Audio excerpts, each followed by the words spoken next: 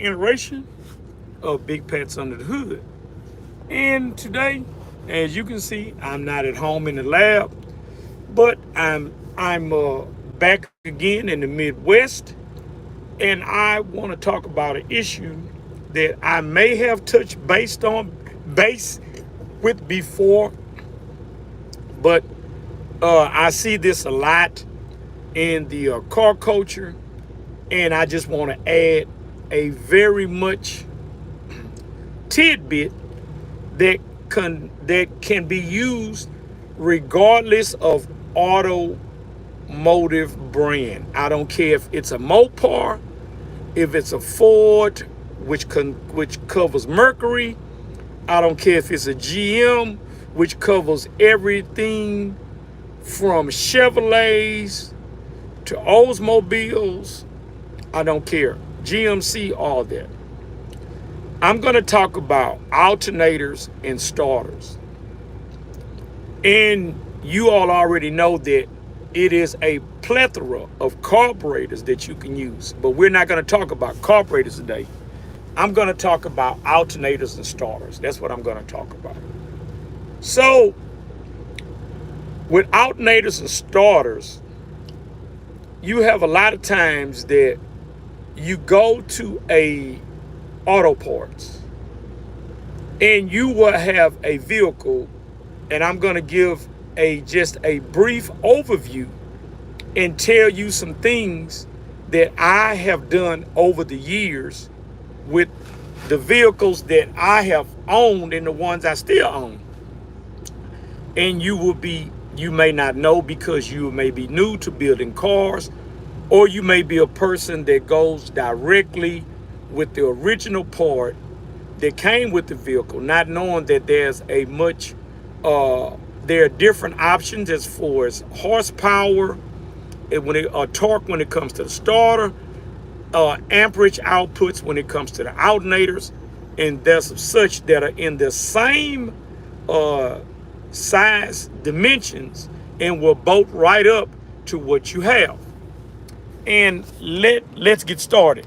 So most people don't know and don't realize that I'm gonna start off with GM. I'm gonna start off with GMs, and we'll go from. And I'm just gonna give you this, and I want you to know this and be able to understand it. If you're dealing with a vehicle that has an internal voltage regulator, which most of those vehicles are be like a 75 all the way up to a 80, like a 87. The alternator, the dimension and the bolt pattern of those alternators didn't change. Now, you have alternators that have different amp ratings. Some of them were a 63, some of them were 70, some of them were as high as 100 amps. And they were in the very same case, the very same dimension. I'm going to give you one right off the bat that most people don't know about. Most cars, Chevrolet cars, all of them didn't come all the way loaded up. Let's say with power windows, power locks, air conditioning, or a convertible top, and things like that. When you have a vehicle that's optioned out, it requires more amps in the charging system in order to keep the battery from draining down when you're letting windows up and down, when you're turning the radio up, when you're turning on the air conditioning, when you're letting the top down. So back in the day, when you would get what most people would call a Bible, but it's a repair manual, you could look in the repair manual and it would give you the amperage of the alternator. It would be the same dimension alternator in size, and it would tell you, okay, let's say for instance, you had a Chevrolet Caprice Classic, and let's say it was a 4-door 454 engine, 400 engine, 350 engine, doesn't matter.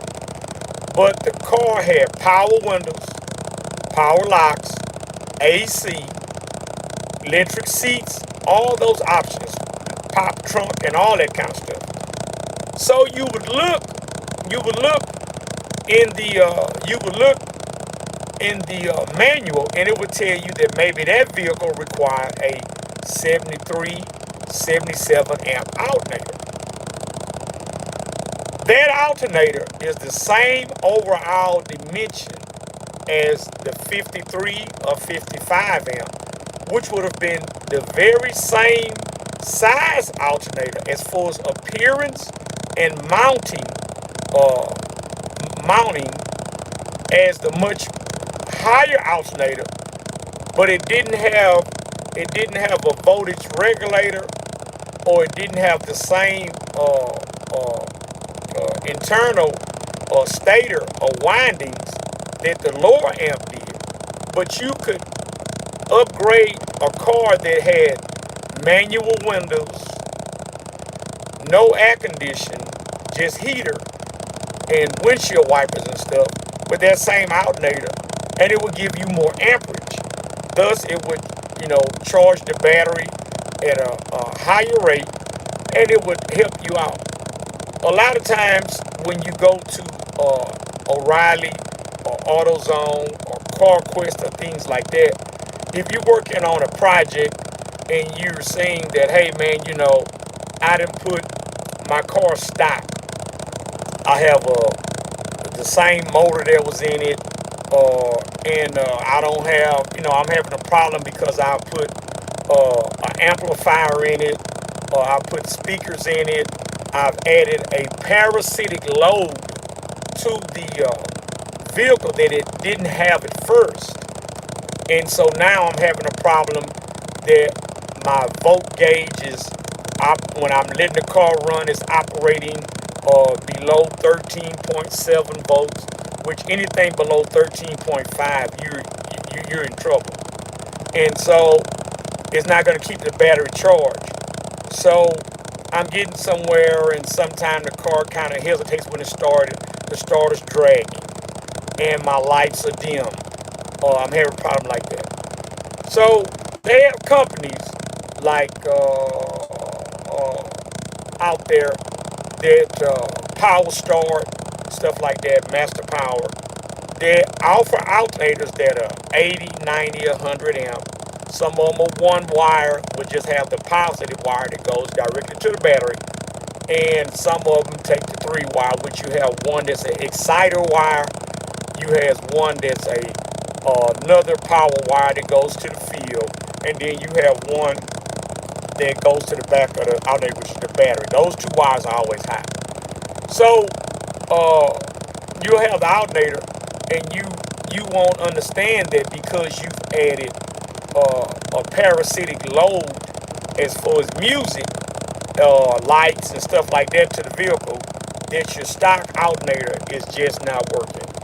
And you want to keep the appearance under the hood. If you're doing, a concurrence, whatever you want to call it, stock appearing engine compartment, then you want to keep an alternator that looks like that because you want it to bolt up and look the same. You can go and you could ask for a vehicle that is in the same family.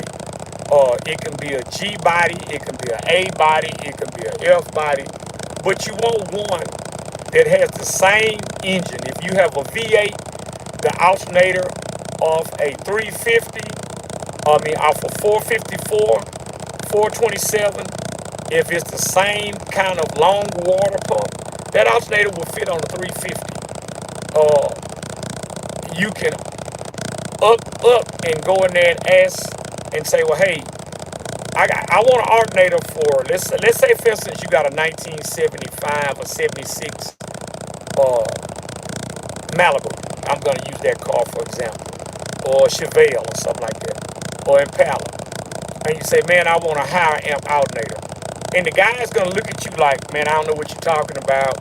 what he's gonna ask you, what car are you working on? And you're gonna tell him I got a 1975 or 74, 73, whatever it is, and yada yada yada. So he's gonna bring you the exact alternator that you have.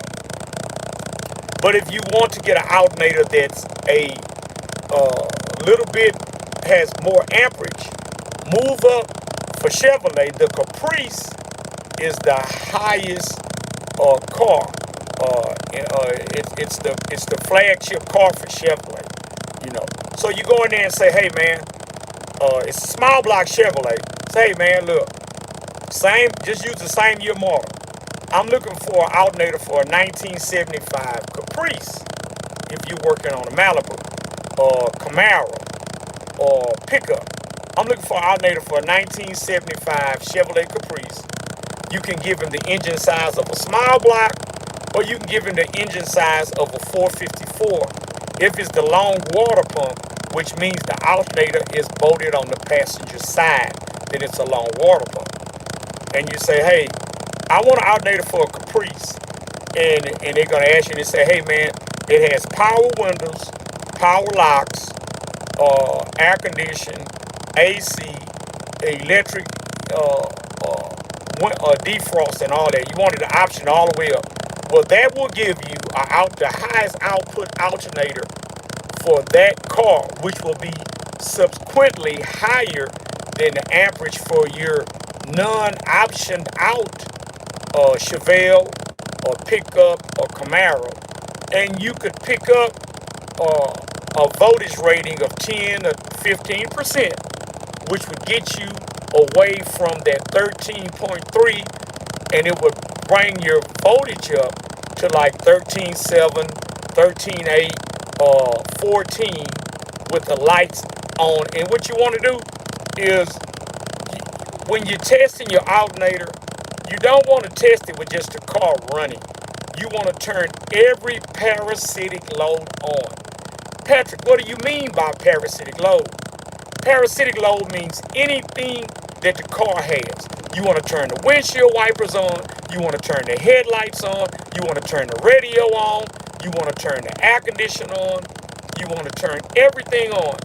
Then you want to check the voltage and see exactly what the alternator is putting out under load.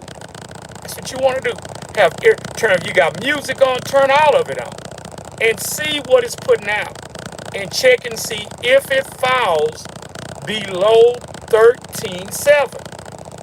If it falls below 13.7 and you have everything on, that means that in the event that you're riding in the rain, you got to have the defrost on, you got to have the windshield wipers going, you got to have the headlights on for safety, and all that stuff there, then you're not making enough voltage.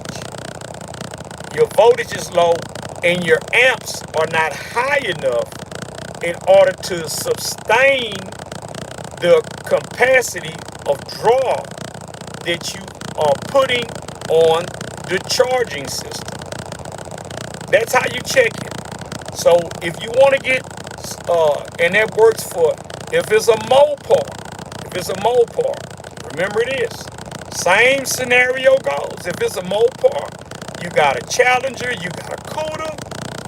If it's a certain year and it's not an option car, go and see what the option car calls for. If you got a Cuda, if it's power windows, power locks, convertible, air conditioning, also like that, see what the difference is in that alternator. How much amperage it is. And if that's not enough, then go up to the big car. Go up to the New Yorker. Go up to the Imperial. Go up to the Newport. Crossover. Same size engine. Generally, if you got a Mopar, generally most of them in certain years have single belt or dual belt. Look and see if you got a single belt or dual belt. I know most of the time that the alternator from all the V8s are interchangeable. The 383 and 440, 400, 360, which is considered a big block. The 318s, the 340s, the 273s are considered a small block. Most of the time, the dimension of those alternators are the same, and you could go to a higher output alternator, and you could also change the voltage regulator. Most of the Chryslers, they'll have an external voltage regulator that's on the firewall. You can change the alternator and the voltage regulator in conjunction. Same thing with the Fords. Most of the earlier Fords, the alternators have a certain amperage, and the voltage regulator will be different. So if you got a Mustang or a Falcon or Maverick, I'm just saying these cars are Fairlane because they're most of what the mainstream hot rodders would have. Most people don't do the big cars, but the same principle applies. If you got a 302, if you got a 351 Windsor, 351M, which is a modified Cleveland, which you know that by it has the real big valve covers, looks kind of reminiscent to a 429 or 460, kind of reminiscent of that. The alternator out for 429 and a 460 will also fit on the smaller V8 engines. It will fit. I've done it for years. I've not just been a GM guy. I've loved cars, period. I grew up with, my father was a Mopar and Ford guy, and he had the Mustangs, he had the Torinos, he had the Satellites, he had the Roadrunners and all that, with the small blocks, the big blocks, and all that, changing out the K members and all that kind of stuff. We did all that. I just settled in on GM because that's just what I ended up liking. But I'm just telling you all these things. Let's get into the starters. Now, you know, on the starters, the same rule applies. If you got a Mopar, I'm going to stay with Mopar for a moment. If you got a Mopar V8, and you know, Mopars have a gear reduction starter, and they're a pretty hefty size starter. And so, if you want a starter that has more torque, because remember, that's a gear reduction starter. If you want a starter that has more torque, you could absolutely move up to the newer I think it's a 5.9 or 5.7 Magnum starter. It's a smaller diameter starter, but it's more torque. It has more horsepower and torque. And so it's smaller, but it makes more torque. And it will fit small blocks. It will fit the big blocks. And it's a smaller starter, so it makes more power. And it lets you, it'll fit where headers or a traditional starter may hit. The armature housing may be close to the header, which will superheat the case, which will make it drag. You can get the smaller starter. And you can do the same with the Fords. The Fords, you can buy a smaller starter, which is off the newer, the newer Fords has the same bolt pattern. And you could move up to the newer Fords that's a smaller starter, like it's a factory mini starter. It will still fit the 302s, the 351s. It'll fit it, but it's smaller. And so the headers won't be next to it. It won't superheat it, nothing like that. And you can do that. For the GMs, you have two different options for the GMs. And I'm going to start factory first, and then I'm going to go over to aftermarket. Okay. So for factory, you have the LS starters. You can absolutely put the staggered bolt pattern LS starter onto a 168 tooth flywheel, which is the big flywheel. You can put the staggered bolt pattern starter that's a LS starter, and they also make one that came on the 496 big block 8.1s. You can use that starter. It's a smaller starter. And also, they had in the late 90s, they had a small mini starter. There was a staggered bolt pattern starter that came on the the 2500s and the 3500, the 7.3s engines, and the 350 that had the staggered bolt pattern. You can use those starters. They may require shims, they may not, but you can use those starters. For the small bolt, straight across bolt starters that are that are the 153, which is like the 10-inch flywheel, you can buy the LS, the 5.3 starter. That's not a staggered bolt pattern starter. That's a straight across starter. That starter will work. I've used that starter in conjunction with a 153 10-inch flywheel without no problem. Sometimes you have to shim it, sometimes you don't. If you go to the aftermarket, you know the aftermarket, no matter what manufacturer you have, whether it be a Mopar, which you know Mopar incurs everything that's Chrysler, Dodge, Plymouth, or if it's a Ford, which is Ford and Mercury, which is a GM, you have to be specific because the Oldsmobile and Buick, the Oldsmobile and Pontiac starters sit on the driver's side. So you have to be specific when you're buying those, but they do have mini starters for those. The Chevrolets, the Buicks, same thing. They have mini starters for those. And you could go that route. And you could get them, with different torque or horsepower ratings. And the more horsepower and torque that the starter puts out, the faster that it'll spin the engine over. And so you can do that. You got power start people like that all do the same thing. But and this also, when you're buying a battery for your vehicle, the rule is minimal. This is minimal. This does not take in conjunction to air conditioning. It doesn't take in conjunction to power windows. It doesn't take in conjunction to rear heater or nothing like that. The rule of thumb is you want at least 1.5 cold cranking amps minimal for the displacement of the engine. But that's for a stock engine. That's no cam, no aftermarket cam. That's nothing that's that is going to need to have more cold cranking amps. When you put a cam in a vehicle, you're going to need, you're going to have to do what? You're going to put a higher, a stronger output start in it to start it up. You're going to need more gas and also like that. You're going to need a lot of more things. So I'm speaking the rule of thumb for just a stock vehicle. If you got a small block, you could get away with about a 550, 600 cold cranking amp battery.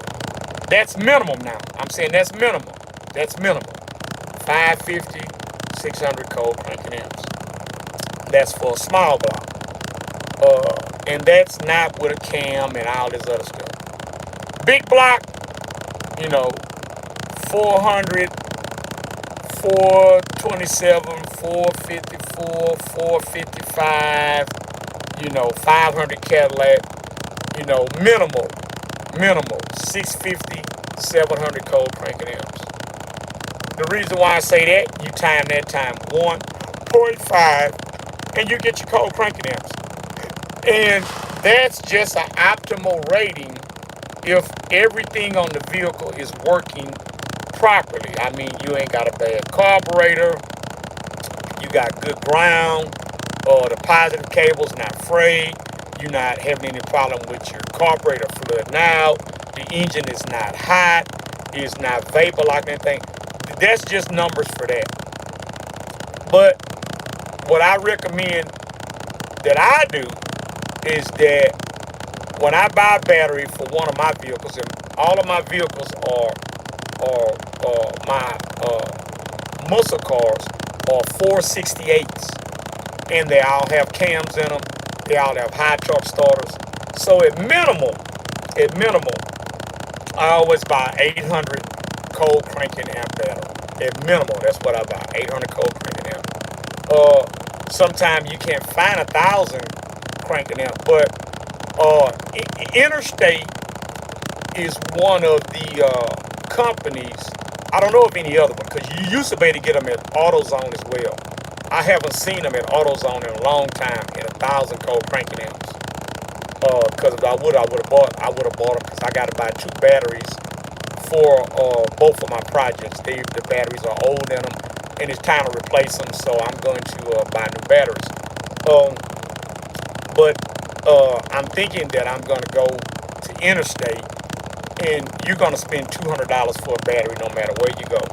So I think I'm going to go to Interstate this time, and I'm going to buy 2 of the 1,000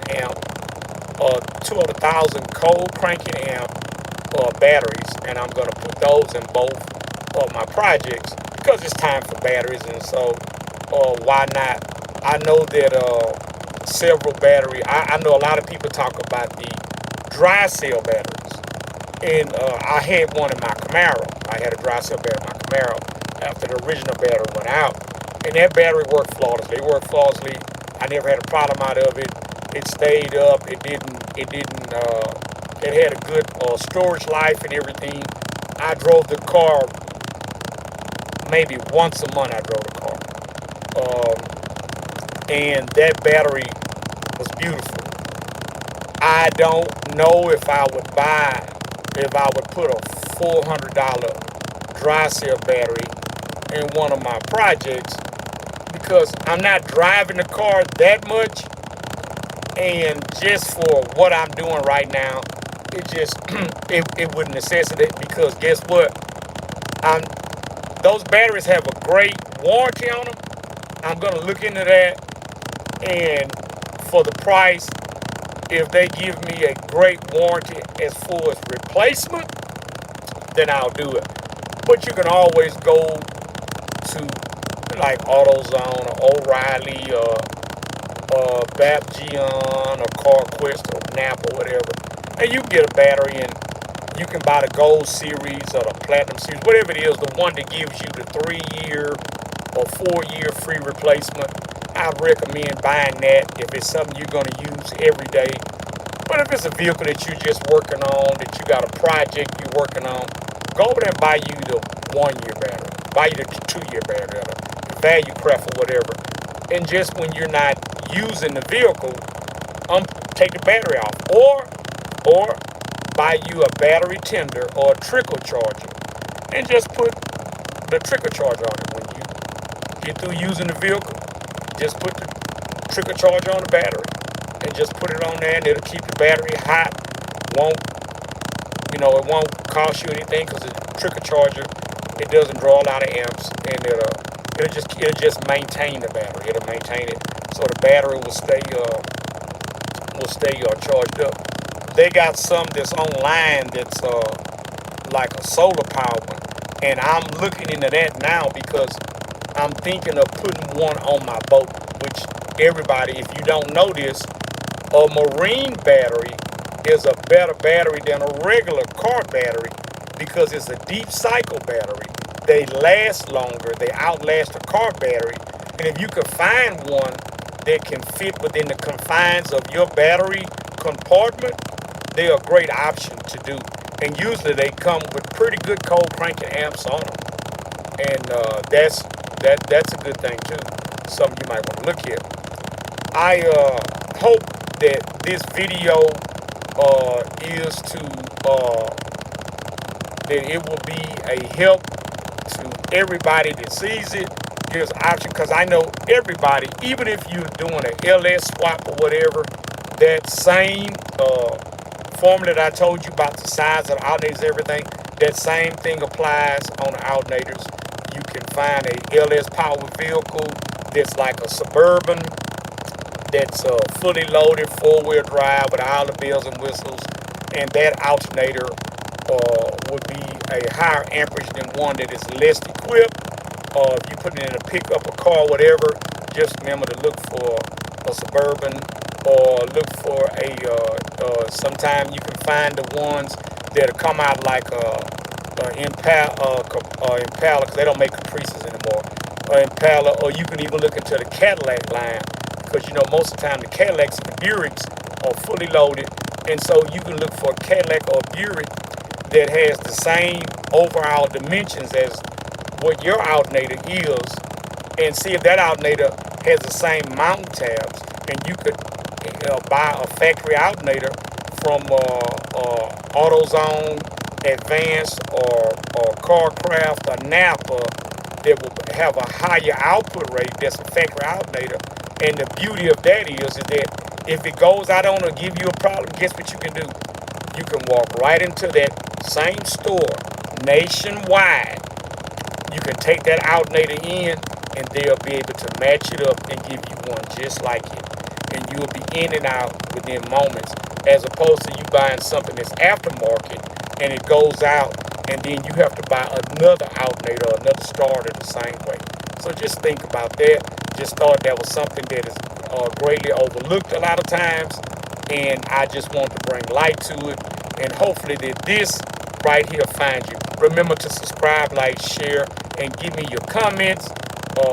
If anything you want to add to what I just said, please put it down in the comments, hit the notification, and I'm going to make sure that every day when I'm giving you all something, whatever it is, that the video is in depth and it's something that comes from my experience, not something somebody told me.